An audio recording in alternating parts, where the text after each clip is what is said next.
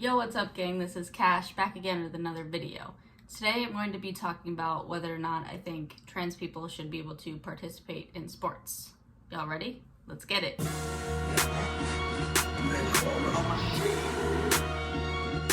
So just to preface this, once again, I'm not a scientist, but I've done a lot of research. I'll cite all my sources down below in the description, just in case you guys want to check them out. So basically, I'm making this video because recently legislators in over 20 states have proposed bills that would exclude transgender girls from participating on girls' sports teams in grades K through 12. However, these legislators cannot cite a single case in which a transgender girl participating on a girls' sports team was a problem. So, big surprise. I do personally think that transgender girls should be able to play on girls' sports teams. So basically, I'm going to break down the main problems with the trans girls shouldn't play in girls' sports rhetoric. Okay, so the first problem is the rhetoric that trans girls have an advantage in sports because of the way that their genetics have built them. I don't know if literally any of these legislators have watched sports, but the best cisgender athletes have an unfair advantage. Michael Phelps is basically built like a fish, yet he can perform in the Olympics. His literal wingspan is taller than his height, which is extremely unusual, so that allows him to pull himself really fast in the water. He's hyperjointed in the chest, which means that he can kick from his chest instead of just his ribs, the average swimmer. His double jointed ankles bend 15 degrees more than his average competitor, and his size 14 feet allow them to act like flippers in the water. He's literally won so many gold medals probably because of his physiological makeup. That sounds kind of unfair to me. Simone Biles is 4'8", which helps her have a lower center of gravity and perform a lot of gymnastic moves that taller competitors either can't do as well or have trouble with. If you look at the NBA, they're all very tall, which on average isn't really a thing, okay? When I was in high school and I played basketball, there were some girls who were 6'3". I think that gives them an advantage over me, who's 5'2". It's all about advantage. So I think it's ridiculous that they're, citing this unfair advantage in trans sports, trans athletes. So before you get pressed about trans women competing, why don't you check yourselves and, make regulations for cisgender people. Problem number 2 is suggesting that trans girls have an advantage in sports really ignores the actual circumstances and conditions of their lives. Being trans is really hard, and I can only imagine how hard it would be for a trans girl growing up in a school where she's bullied, harassed, maybe even physically beaten up. As a result, a lot of trans youth are anxious, depressed, they have a hard time putting themselves out there. And a lot of them don't even want to play sports because that would be yet another platform on which people can critique them and criticize them and harass them. So the numbers actually back this up. According to Dr. Vinny Chulani, who's the director of the Phoenix Children's Hospital Adolescent Medicine Program, 68% of cisgender youth are involved in sports, but only 10 to 15 of transgender youth are. It's unfortunate that a lot of trans youth don't play sports because we all know, the health benefits of exercise, especially for young people. You can form friendships and bonds with people, you get fresh air or just exercise. It can be really good for your mental health. So trans youth are actually missing out if they legally can't or just are too afraid to perform in sports, which is a huge shame. The next problem is that suggesting that trans athletes have an advantage over cis athletes is just untrue.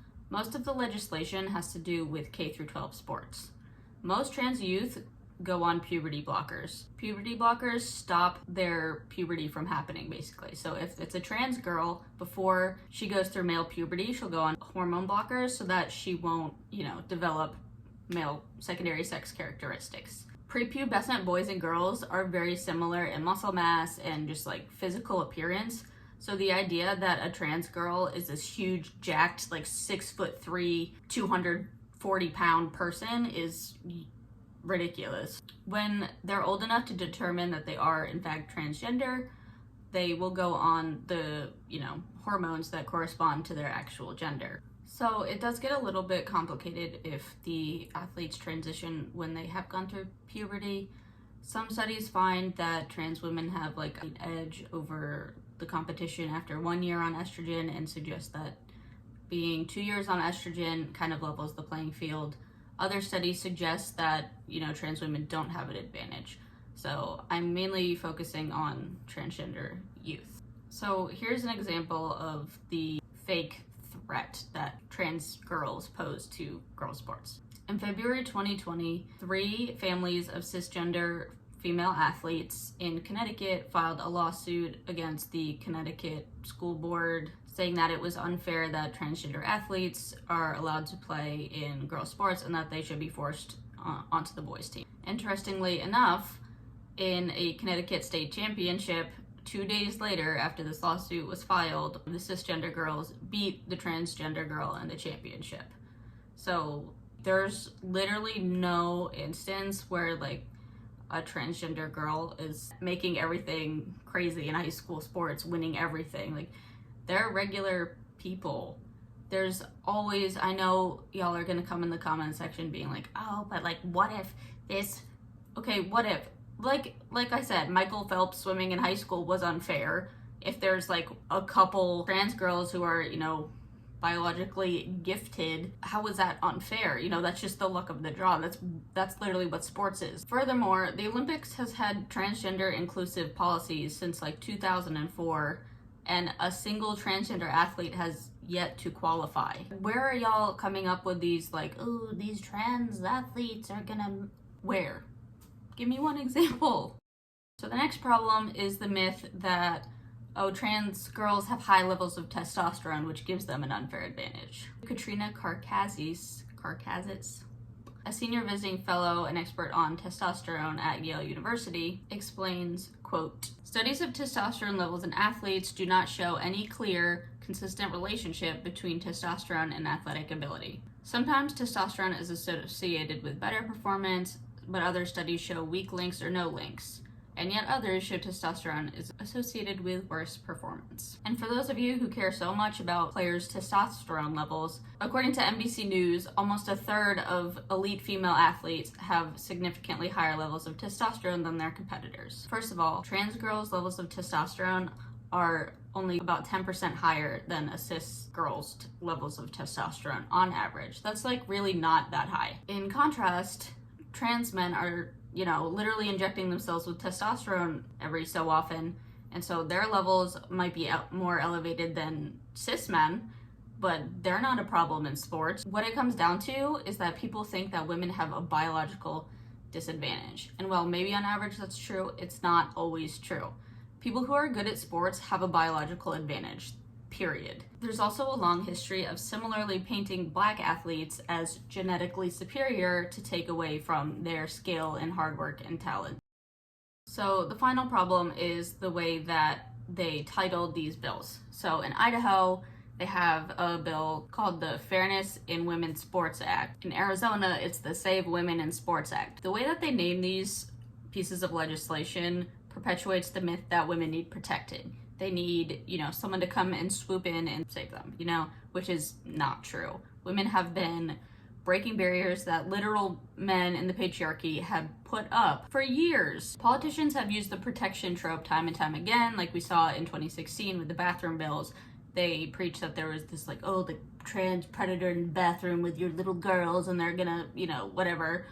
But that's, once again, literally baseless, and there are no examples of this. Trans people just want to exist, and politicians keep trying to exclude us from public spaces. That's literally what this is about.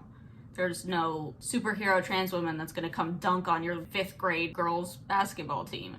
There's no man in a wig that's gonna come in and kidnap your child. Men already do that. They don't need to disguise themselves. They're already out here assaulting women. Now that we've touched on all the major problems, there's one final thing. So some of these pieces of legislation want questionable girls to prove that they are a cisgender female in order to play on a sports team. So might have to submit a blood test. Now these tests will come out of pocket for the accused. This is for kids grades K through 12. That would mean that there are more stringent qualifications for playing a grade school sport than for an Olympic sport. The Olympics doesn't even require this. Like, that is so ridiculous. And it's all over a problem that doesn't exist. In conclusion, trans women are women and trans girls are girls, and they deserve to play in women and girls sports. End of story. I think that legislators should focus on, equaling the playing field in women's sports, like we saw with the NCAA March Madness tournament. The men's weight room was like a huge warehouse, and the women's weight room was literally one set of dumbbells. Like, get it together with that before you're making up problems that don't need to be solved. Thanks for coming to my TED Talk. Alright, y'all, I'll be back next week with another video. In the meantime, follow my Instagram, my TikTok. Please subscribe, like, comment. It's really helpful and I appreciate it. Alright, thanks, y'all. Peace.